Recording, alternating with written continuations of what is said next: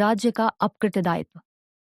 संवैधानिक और न्यायिक दृष्टिकोण में राज्य का दायित्व इस सिद्धांत पर आधारित है कि राज्य को कुछ स्थितियों में अपने कर्मचारियों द्वारा किए गए गलत कार्यों के लिए उत्तरदायी ठहराया जा सकता है। संवैधानिक आधार। भारतीय संविधान के अनुच्छेद 300 में कहा गया है कि भारत सरकार या कोई राज्य अपने मामलों के संबंध में उसी तरह मुकदमा कर सकता है या उस पर मुकदमा चलाया जा सकता है जैसे स्वतंत्रता से पहले ईस्ट इंडिया कंपनी पर किया जा सकता था। इसका मतलब है कि संप्रभु प्रतिरक्षा सभी मामलों में लागू नहीं होती। न्यायिक दृष्टिकोण। P and O steam navigation company बनाम भारत के राज्य सचिव 1861 संप्रभु और गैर संप्रभु कार्यों के बीच अंतर किया गया। कस्तूरी लाल रलियाराम जैन बनाम उत्तर प्रदेश राज्य 1965 माना गया कि संप्रभु कार्यों के अभ्यास में किए गए अपकृत्यों के लिए राज्य उत्तरदायी नहीं है। कॉमन कॉज बनाम यूनियन ऑफ इंडिया 1999 लापरवाही के मामलों में राज्य को जवाबदेह ठहराकर दायित्व का विस्तार किया गया। 2. व्यापार, वाणिज्य और संभोग की स्वतंत्रता अनुच्छेद 301 से 308 तक। ये प्रावधान भारत भर में वस्तुओं और सेवाओं की मुक्त आवाजाही सुनिश्चित करते हैं, जिससे आर्थिक एकता को बढ़ावा मिलता है। अनुच्छेद 301 पूरे देश में व्यापार, वाणिज्य और संभोग की स्वतंत्रता की गारंटी देता है। अनुच्छेद 302 संसद जनहित में इस स्वतंत्रता पर प्रतिबंध लगा सकती है। अनुच्छेद 303 वस्तुओं की कमी के मामलों को छोड़कर राज्यों के बीच भेदभावपूर्ण कराधान को रोकता है। अनुच्छेद 304 राज्य विधायी अनुमोदन के साथ उचित प्रतिबंध लगा सकते हैं। अनुच्छेद 305 और 306 सरकारी एकाधिकार की रक्षा करें। न्यायिक व्याख्या।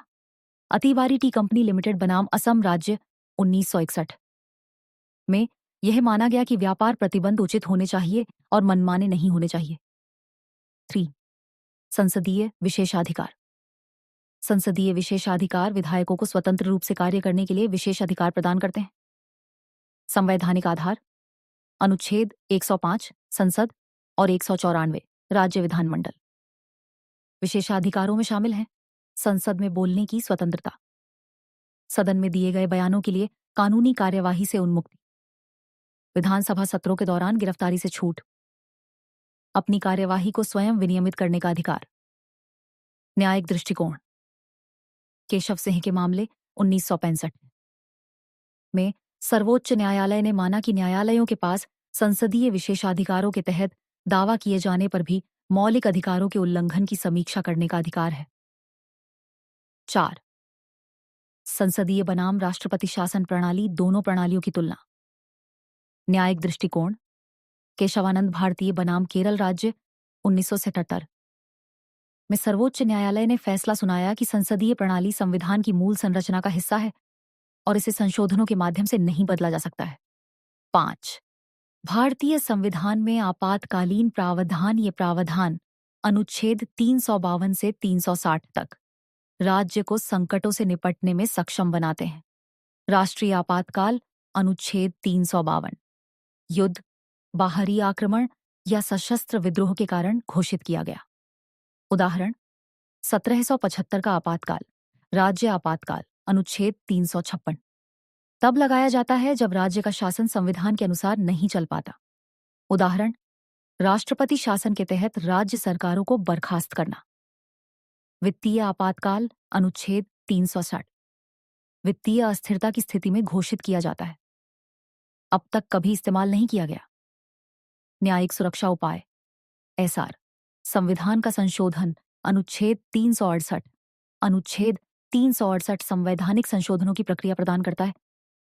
संशोधन के प्रकार साधारण बहुमत से जैसे राज्य की सीमाओं में परिवर्तन, विशेष बहुमत से जैसे मौलिक अधिकार, विशेष बहुमत प्लस राज्य अनुसमर्थन द्वारा जैसे संघीय ढांचे में परिवर्तन। न्यायिक समीक्षा।